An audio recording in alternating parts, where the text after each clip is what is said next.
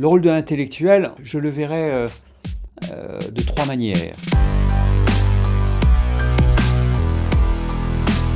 Il est davantage, d'abord, quelqu'un qui va mettre ses compétences au service de la cité, du politique, de la police, des citoyens.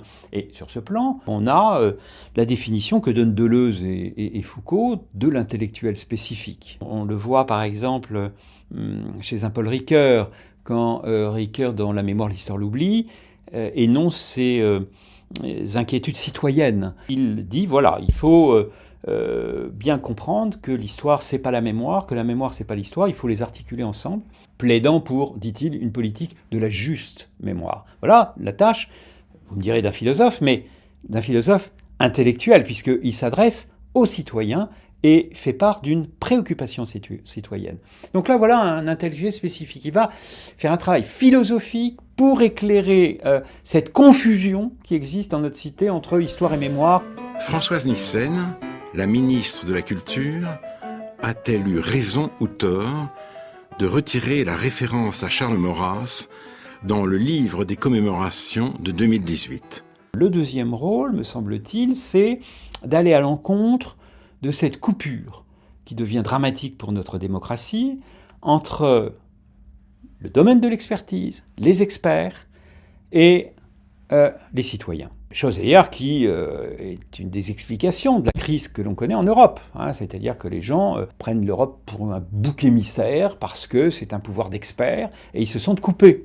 Le Parlement européen est ridicule.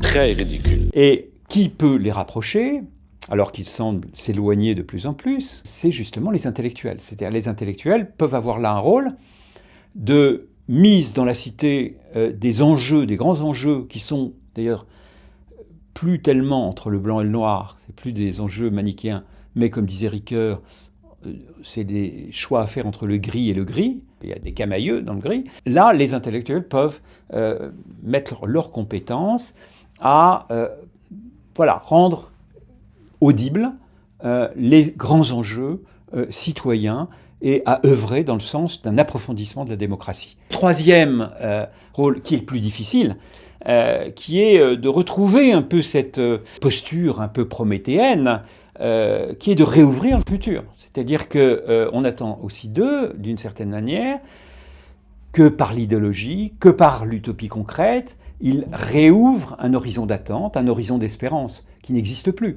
Or, on le sait bien, un individu qui grandit a besoin d'un projet de vie personnelle. Eh bien, une société qui grandit a aussi besoin de se projeter dans l'avenir, a besoin d'un projet d'émancipation. C'est de ce projet dont on pâtit aujourd'hui, et pas en France, à l'échelle internationale. Et là, les intellectuels, pas seulement les intellectuels français, mais effectivement ont un défi qui est à relever.